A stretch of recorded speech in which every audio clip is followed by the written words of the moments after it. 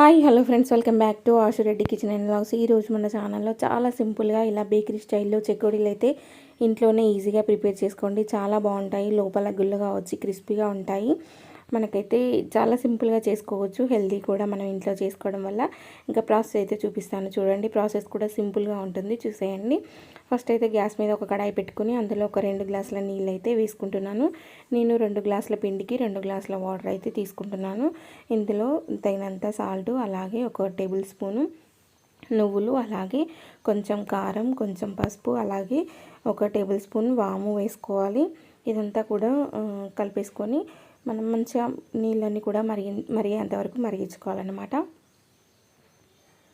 చూసారా, ఇవన్నీ కూడా మంచిగా మరగాలి. మరిగిన తర్వాత మనం ఇందులోకి అయితే పిండి యాడ్ చేసుకోవాలి. ఒక 2 టేబుల్ స్పూన్ల ఆయిల్ కూడా వేసుకోండి.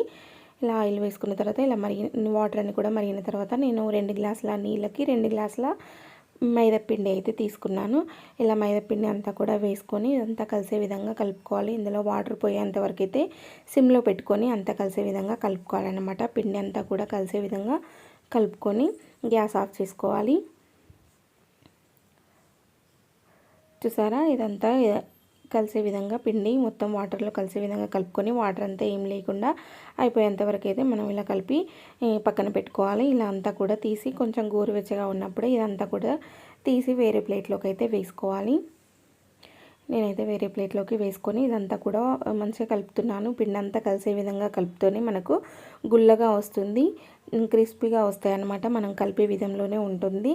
మనం ఎంత మంచిగా కలిపితే అంత మంచిగా వస్తాయి చెకోడీలు అయితే. చూసారా, ఫైనల్గా ఇలా గోరువెచ్చగా ఉన్నప్పుడే కలుపుకుంటే మనకు పిండి అనేది మంచిగా కలిసిపోతుంది. ఇలా మొత్తం కూడా కలుపుకోవాలన్నమాట మంచిగా.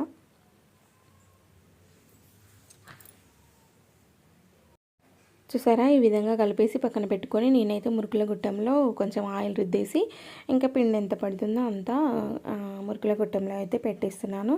మీరు కావాలంటే చేయితోటి కూడా చేసుకోవచ్చు. నేనైతే తొందరగా అయిపోతుందని చెప్పేసి ఇంక ఇలా మురుకుల గుట్టంలో పెట్టేసి ఇంక ఇలా అయితే ఒత్తుకుంటున్నాను. చూసారా, ఇంక ఇలా చేస్తే అయితే చాలా తొందరగా అయిపోతుంది. మనము ఒక రోజులోనే ఎన్ని చేయాలనుకుంటే అన్ని చేయొచ్చు అన్నమాట. చాలా తొందరగా అవుతుంది. ఇలా అయితే చేతితోటి అయితే కొంచెం లేట్ అవుతుంది. నేనైతే ఇంకా ఇలా మురుకుల గుట్టంతో ఇలా చేసి ఇంకా స్టార్ ఉంటుంది కదా, అదైతే పెట్టేసుకున్నాను కింద ప్లేటు. అలా పెట్టేసుకొని ఇలా వేసుకొని మనం చెకుడిలాగా చుట్టుకొని పెట్టుకోవడమే. చూసారా, అన్నీ కూడా ఈ విధంగానే చేసి ఒక ప్లేట్లో అయితే పెట్టుకోవాలి. చూసారా, నేనైతే మొత్తం పిండి కూడా చేసేసాను. నాకైతే 2 ప్లేట్లు నిండిపోయాయి అన్నమాట. ఇప్పుడైతే డీప్ ఫ్రైకి ఆయిల్ పెట్టేసుకుందాము. సో ఇక్కడ డీప్ ఫ్రైకి అయితే ఆయిల్ పెట్టేసుకున్నాను. ఆయిల్ అయితే మంచిగా హీట్ అయింది.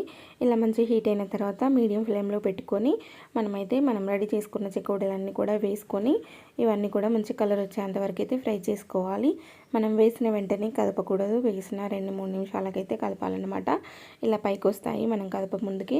ఇలా పైకి వచ్చిన తర్వాత అటు ఇటు కదుపుతూ మనమైతే మంచి కలర్ వచ్చేంత వరకు అయితే ఫ్రై చేసుకోవాలి. చూసారా, చాలా సింపుల్ అండి. నచ్చితే తప్పకుండా ట్రై చేయండి.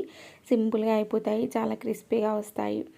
చూసారా, ఫైనల్గా మన చెకోడీలు అయితే రెడీ అయిపోయాయి. చూసారా ఎంత గుల్లగా వచ్చాయో, చాలా క్రిస్పీగా ఉన్నాయి. నచ్చితే తప్పకుండా ట్రై చేసి మన ఛానల్ని సబ్స్క్రైబ్ చేసుకోండి.